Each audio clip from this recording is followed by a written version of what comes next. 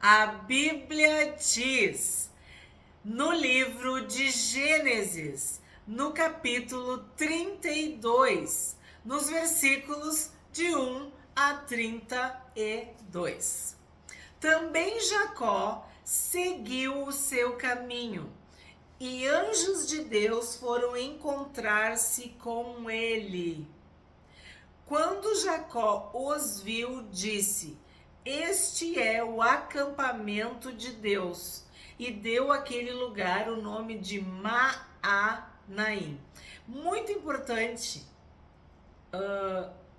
esse significado.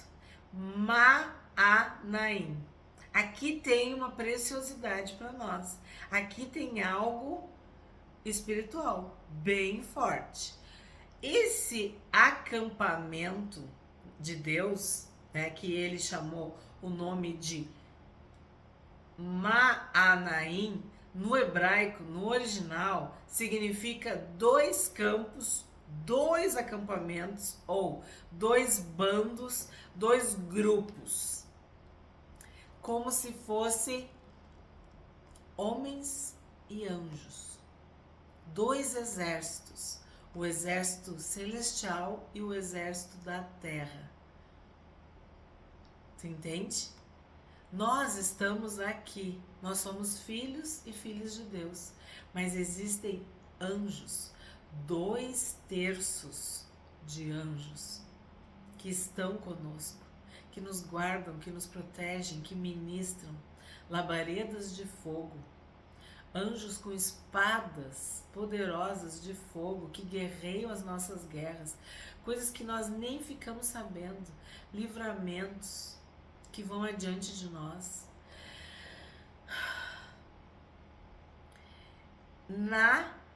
Maanaim significa isso. Essa certeza de que o céu está unido com a terra, de que a terra está unida com o céu, de que nós não estamos soltos, perdidos, abandonados, jogados. Não. Nós somos guardados. Há dois grupos, dois bandos, dois campos, homens e anjos, seres espirituais, seres celestiais e nós, seres humanos. Isso é muito importante, tu saber que tu não tá sozinho, saber que tu tá guardado, protegido, cuidado, que Deus dará ordem aos seus anjos ao nosso respeito e que eles vão obedecer, porque são anjos de Deus. E é interessante, ó, Jacó seguiu o seu caminho e os anjos de Deus foram encontrar-se com ele. Então, nós temos que seguir o nosso caminho, a nossa missão, o nosso propósito, fazer a vontade de Deus, descobrir, entender e identificar para que Deus nos criou, por que que Ele decidiu nos criar, nos dar vida, nos trazer à existência.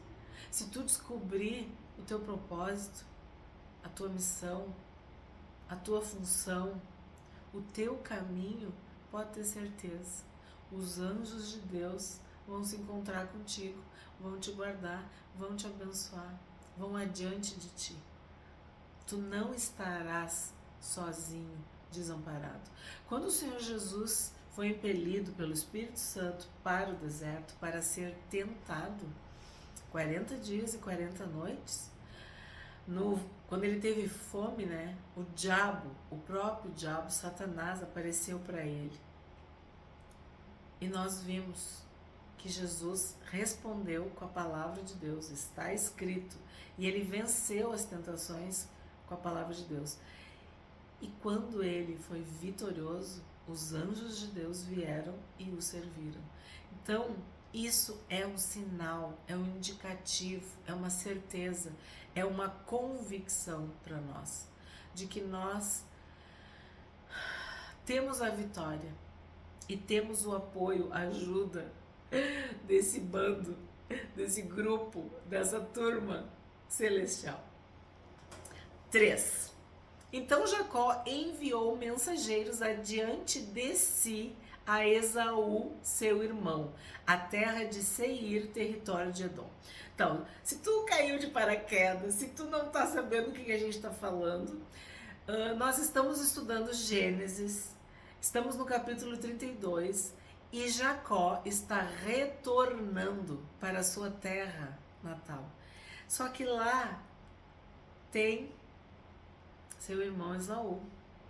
Se tu não sabe, rolou, como eles dizem, uma situação sinistra entre eles. Esaú são gêmeos, né? Esaú e Jacó. Esaú era o gêmeo mais velho e tinha direito à bênção da primogenitura. E Jacó se apossou, tomou dessa bênção, vendendo um prato, um ensopado, um guisado de lentilhas. E Esaú aceitou porque estava com fome. Aí depois, para receber a bênção de seu pai, Isaac, que estava velho e cego, ele se passa por Esaú. E ele engana seu pai, mente. Quando Esaú descobre, ele jura Jacó de morte. E aí Jacó vem para as terras, para a casa, para a parentela de sua mãe, Rebeca. E aí se desenrola toda a vida dele, nesses 20 anos. E neste capítulo ele está retornando. Então ele envia mensageiros para Esaú, seu irmão, a terra de Seir, território de Edom. Aqui tem uma redundância, porque Esaú, Edom e Seir é tudo a mesma coisa. É praticamente o mesmo significado. Seir quer dizer cabeludo, Edom quer dizer vermelho e Esaú quer dizer ruivo, peludo, vermelho. Então significa que é como se ele fosse... como é que eu vou explicar? Esaú pertencesse, né, à terra de Seir, ao território de Edom. Então, Esaú, Seir e Edom era tudo a mesma coisa, porque tudo era de Esaú. Essa é a ideia, porque era o cabeludo, o vermelho, o ruivo e o peludo. Então são sinônimos. Tudo para indicar que aquilo ali tudo era pertencente, referente a Esaú. Tá? 4. Ele lhes deu esta ordem: assim vocês falarão a meu senhor Esaú. Então tu pensa, quando ele chama seu irmão de senhor, ele está sendo muito humilde, muito respeitoso. O seu servo Jacó manda dizer isto: como estrangeiro morei com Labão, em cuja companhia fiquei até agora. Tenho bois, jumentos, rebanhos, servos e servas. Envio este comunicado a meu senhor para encontrar favor na sua presença. Não sei como está na tua Bíblia, mas na minha está entre aspas, como se fosse uma citação mesmo, assim, né? Então, neste texto, nesta mensagem que Jacó envia a Esaú, ele está se humilhando. Ele está buscando se diminuir, sei lá, se rebaixar, ser o mais humilde, humilhado possível diante do seu irmão, querendo honrar seu irmão, querendo agir com deferência, com atenção, com cortesia, com educação, com honra, com respeito. E quando usa essa expressão seu servo, é muito forte, sabendo todos os bastidores da história de Esaú e Jacó. Se tu não sabe, acessa a playlist Gênesis, que todos os vídeos estão lá, na ordem dos capítulos bíblicos. 6. Os mensageiros voltaram a Jacó dizendo: fomos até o seu irmão Esaú. Também ele está vindo para se encontrar com o Senhor, e 400 homens estão com ele. Aí eu diria, me caiu os butiá do bolso, né? Por quê? Ele queria se encontrar com Esaú e tá vindo 400 homens junto com ele. Lembra que Abraão venceu com 318 homens. Então, é um exército, é um grupo muito forte, poderoso e numeroso. Então Jacó teve medo e ficou angustiado. Dividiu em 2 grupos o povo que estava com ele e também os rebanhos, os bois e os camelos. Então, óbvio, como não ficar angustiado diante de um reencontro? Tantas pendências, né? 20 anos depois, e aí esse encontro de 400 homens. É um exército. E aí ele fala, ó, medo e angústia. Teve medo e ficou angustiado. É um dos maiores problemas dos nossos dias, o medo e a angústia. Nós vivemos por várias questões, causas, motivos, medos e angústias. E a Bíblia diz que o perfeito amor lança fora todo o medo. E que no dia da angústia nós podemos clamar ao Senhor. Que Ele nos livra de toda angústia. Então cada um de nós sabe, né? Onde aperta o calçado, onde aperta o sapato. Onde estão os nossos medos e onde estão as nossas angústias. Mas uma coisa é certa, Deus nos socorre, Deus nos livra de todo medo e de toda angústia. E aí Jacó teve essa ideia, né, de separar em 2 grupos. Lembra que o capítulo começou, né, com Maanaim, né, 2 grupos, 2 campos, 2 bandos, homens e anjos. Então aqui parece que usando a mesma estratégia ele separa em 2 grupos. Pois pensou, se Esaú vier e atacar um grupo, o outro grupo escapará. Então, em primeiro lugar, aqui pode ser uma estratégia, né? Mas esse pensamento dele também é uma forma de resolver o medo e a angústia. Mas nós sabemos que o principal, e essa é uma lição para nós, é orar ao Senhor, é consultar ao Senhor, é se humilhar na presença de Deus, é confessar este medo, é confessar esta angústia, é dizer para Deus o que está acontecendo. E aí, no 9, é exatamente o que Jacó faz. E Jacó orou: Deus de meu pai Abraão e Deus de meu pai Isaque, ó Senhor que me disseste. Aqui eu tenho que parar, porque esse ó Senhor é a primeira vez, é a primeira referência de Jacó a Deus como seu Senhor. É tipo, eu entendi, eu me rendi, eu me arrependi, eu me converti, eu me entreguei. Tu és o meu dono, o meu Senhor. Deus de meu pai Abraão, ok. Deus de meu pai Isaque, ok. Ó Senhor, que me disseste. Então agora tu é meu Senhor. Agora eu te conheço. Agora tu te revelou a mim. Agora eu sei que tem um exército do céu comigo. Os anjos de Deus foram encontrar-se com Jacó. Nós estamos na presença de Deus. E Jacó estava entendendo que ele andava na presença de Deus. Volte para a sua terra e para a sua parentela e eu farei bem a você. Então o que ele está dizendo aqui? Que foi Deus que falou. Foi Deus que disse para ele, volta. Então, se Deus falou, Deus vai cumprir. Se Deus te disse, pode ter certeza. As promessas de Deus não falham. A palavra de Deus não falha.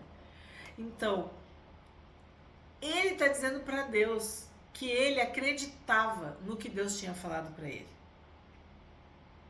Sou indigno de todas as misericórdias e de toda a fidelidade que tens usado para com o teu servo. Pois com apenas o meu cajado atravessei este Jordão. Já agora sou 2 grupos. Então aqui Jacó está abrindo o coração para Deus. Ele é um homem grato, agradecido, arrependido, que consegue olhar para trás e ver as misericórdias de Deus, a bondade de Deus, a graça de Deus, o perdão de Deus, a proteção de Deus. E aqui ele está falando as palavras de Deus. Ele está confirmando. Por isso que é a primeira vez que ele reconhece que Deus é o Senhor. Quando ele diz, tu disseste, tipo assim, eu prestei atenção no que tu disse. Eu acreditei, eu tive fé, eu confiei, porque tu disse, tu disseste. Eu criei, eu confiei, eu acreditei na tua palavra. 11. Livra-me das mãos de meu irmão Esaú, porque temo que ele venha e ataque a mim e as mães com os filhos. Sim, porque esse é um raciocínio lógico. Tu tá devendo, né? Tu aprontou pro teu irmão. E ele tá vindo na tua direção com 400 homens. Então, é até meio lógico tu achar que ele vai te atacar e vai acontecer alguma coisa, né? Humanamente, isso é provável, é ponderável, tem uma lógica, né? 12. Pois tu disseste, certamente serei bondoso com você e lhe darei uma descendência como a areia do mar, que de tão numerosa não se pode contar. Quando Deus chamou Abraão e prometeu para Abraão, ele deixou bem claro que isso era para a sua descendência. Então, a palavra, a promessa foi para Abraão, mas se cumpriu em Isaac, e se cumpriu em Jacó, e se cumpre em cada um de nós. Então aqui ele está confirmando, vamos dizer assim, que ele acredita no Deus de Abraão, no Deus de Isaac e no Deus de Jacó. Esse Deus é dele agora. Ele está reconhecendo esse Deus como Senhor. 13. Depois de passar ali aquela noite, Jacó separou do que tinha consigo um presente para seu irmão Esaú. Tenho falado para vocês, estudamos Provérbios e isso é sábio. Tu dá um presente para ficar de bem. Presentes são linguagens de amor, é uma forma de amor, de honra, de respeito. Então, tu quer fazer as pazes com alguém, dá presentes. Seja humilde, né? Materializa o teu amor, o teu carinho, a tua amizade, a tua honra com presentes. É uma forma. Então aqui Jacó está fazendo isso em relação ao seu irmão. Ele está oferecendo um presente para o seu irmão. Porque ele estava firmado, baseado na palavra de Deus, de que ele tinha que sair de lá, né? Lá na casa de Labão, e voltar para a casa dos seus pais, para a terra dos seus pais. E isso incluía Esaú. Então, Esaú fazia parte do pacote, do combo, e ele tinha que se resolver com Esaú, porque foi o próprio Deus que disse. Deus é que tinha dito. E nós, quando temos uma palavra de Deus, a gente tem que enfrentar. Deus disse, Deus vai fazer. Deus falou, ele vai cumprir. Deus não é homem para que minta, nem filho do homem para que se arrependa. Se Deus falou, ele vai cumprir. Então, qual foi o presente? Ou quais foram os presentes? 200 cabras e 20 bodes, 200 ovelhas e 20 carneiros, 30 camelas de leite com as suas crias, 40 vacas e 10 touros, 20 jumentas e 10 jumentinhos. Entregou-os aos seus servos, cada rebanho à parte. Então disse aos servos, vão à minha frente e deixem espaço entre rebanho e rebanho. Ordenou ao primeiro servo, dizendo, Quando Esaú, meu irmão, se encontrar com você e perguntar de quem você é e para onde você vai, de quem são estes animais que você vem trazendo, responda: são do seu servo Jacó. É um presente que ele está enviando ao meu senhor Esaú. E eis que ele mesmo vem vindo atrás de nós. Jacó ordenou também ao segundo, ao terceiro e a todos os que vinham conduzindo os rebanhos: é assim que vocês devem falar com Esaú, quando se encontrarem com ele. Também dirão: eis que o seu servo Jacó vem vindo atrás de nós. Porque Jacó pensava assim: eu o aplacarei com o presente que me antecede. Depois eu o verei pessoalmente, talvez ele me dê uma boa acolhida. Assim mandou os presentes à sua frente. Ele, porém, ficou aquela noite no acampamento.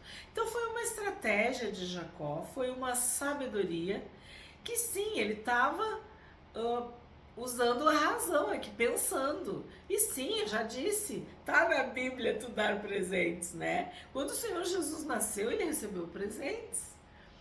O ser humano dá presentes, né?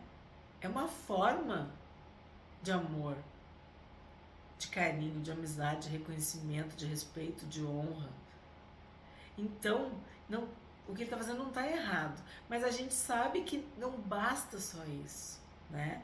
E outra, tem que ter restituição, restauração, isso também é importante. Quando Zaqueu se converte, ele diz: eu vou restituir 4 vezes mais, né? Enfim, essa é a intenção de Jacó, se reconciliar com Esaú. E aí ele fala: talvez, né? Pode ser. Talvez ele me dê boa acolhida. Pode ser que dê tudo certo. Pode ser que eu fique de bem com meu irmão. Pode ser que a gente se reconcilie, né? 22. Então, ele ficou no acampamento. Isso é importante. Naquela mesma noite, Jacó se levantou, tomou suas 2 mulheres, suas 2 servas e seus 11 filhos e transpôs o val do Jaboque. O que quer dizer isso? É um rio, um ribeiro, Jaboque, que quer dizer derramamento, tá? Reuniu todos e fez com que passasse o ribeiro. Também fez passar tudo o que lhe pertencia. Jacó ficou sozinho e um homem lutava com ele até o romper do dia. Vendo este que não podia com Jacó, tocou-lhe na articulação da coxa, de modo que a junta da coxa de Jacó se deslocou na luta com o homem. Então o homem disse: deixe-me ir, pois já rompeu o dia. Jacó respondeu: não o deixarei ir se você não me abençoar. Então o homem perguntou: como você se chama? Ele respondeu: Jacó. Aqui eu tenho que parar, porque sim, Jacó estava lutando com um homem, mas a gente já leu, né? Já sabe, ele estava lutando com o próprio Deus, tá? E aí o homem pergunta: como você se chama? Se era Deus, por que ele perguntou? É porque ele queria mostrar para Jacó: como é que tu te chama? Jacó. Enganador, mentiroso. Quem tu é? Eu sou um mentiroso, eu sou um enganador, eu sou aquele que enganou o irmão, enganou o pai, que mentiu, que teve que fugir. Quando ele responde Jacó, é tipo, passa um filme, né? Toda a vida dele. Quando ele nasceu, disseram: ele é o enganador, ele pegou no pé do irmão, ele queria passar do irmão, ele estava puxando o irmão, ele queria nascer primeiro que o irmão. Então, essa era a natureza do nome dele. Esse era o significado do nome dele. E isso tinha a ver com a identidade dele. Então, o nome dele era muito pesado. Então disse: seu nome não será mais Jacó, e sim Israel. Então aqui é a primeira menção, é a primeira vez que aparece Israel. E o que é Israel? Príncipe de Deus, ou aquele que luta com Deus. Então, o enganador, o mentiroso, se tornou príncipe. E não é qualquer príncipe, é um príncipe de Deus, é um príncipe que lutou com Deus. Seu nome não será mais Jacó. Acabou essa história aí, eu te transformei num novo homem. Seu nome não será mais Jacó, e sim Israel, pois você lutou com Deus e com os homens e prevaleceu. Então aqui está o segredo, aqui está a chave. Nós nos convertemos, nós nos salvamos, nos arrependemos, mas nós temos que lutar contra a nossa natureza, contra o nosso eu, contra principados e potestades, contra a resistência espiritual, contra circunstâncias, às vezes contra parentes, família, questões. Você lutou com Deus e com os homens e prevaleceu. Jacó disse: por favor, diga-me como você se chama. E ele respondeu: por que você pergunta pelo meu nome? E o abençoou ali. Então, Jacó queria saber com quem que ele estava falando. Jacó deu àquele lugar o nome de Peniel, pois disse: vi Deus face a face e a minha vida foi salva. Porque quem vai poder ver Deus e permanecer vivo, né? Então, o que quer dizer Peniel? Face de Deus. 31. Nasceu-lhe o sol quando ele atravessava Peniel e mancava por causa da coxa.